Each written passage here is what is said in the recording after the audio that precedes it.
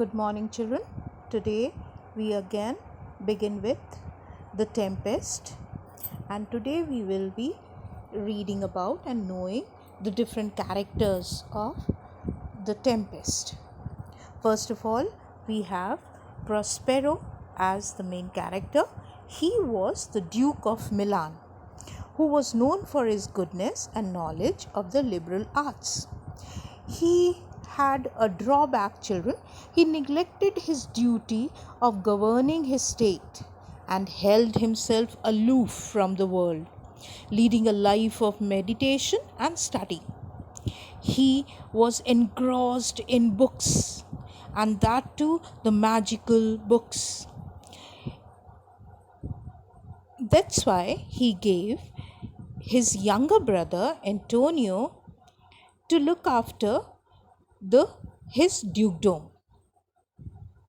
Then we have Miranda, the beautiful and young daughter of Prospero. She is one of the most charming feminine creations of Shakespeare. In the words of Ferdinand, Miranda is so perfect and so peerless and created of very creatures of best. She fascinates us by her natural charm and her simplicity, her trustfulness and her tenderness of disposition.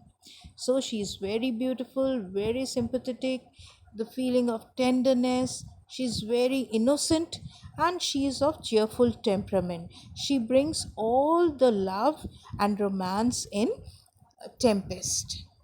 Then the third character we have, children, is Antonio.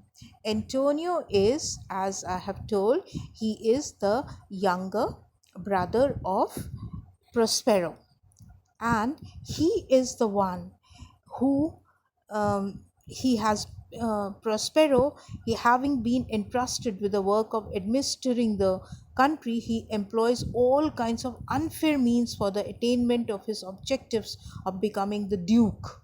He is the only one who causes his brother Prospero to be banished, but he even tries to bring about the death of both Prospero and his infant daughter Miranda. And it is Antonio who seeks the support of Prospero's worst enemy, Alonso, to whom he agrees to pay a certain sum of money every year.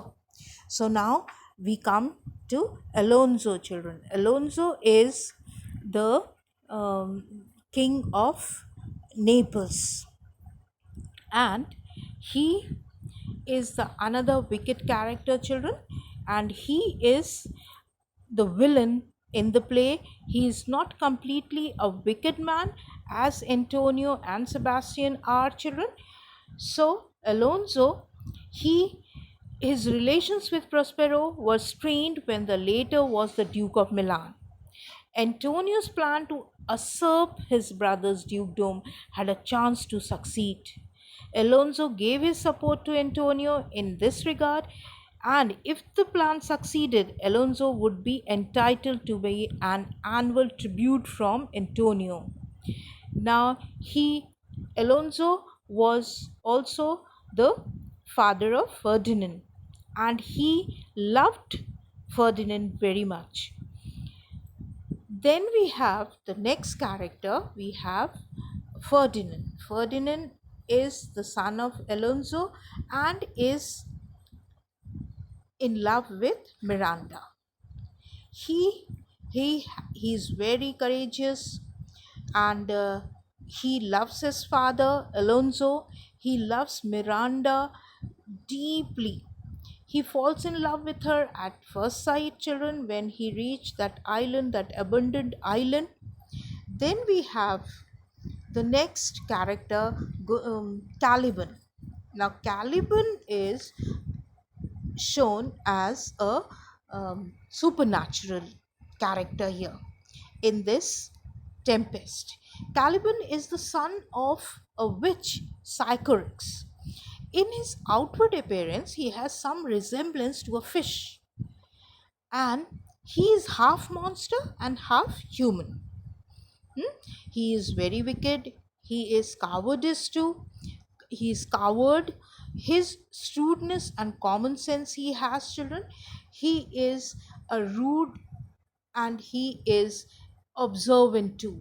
Caliban has a complete knowledge of the island where Prospero and his daughter Miranda are abandoned.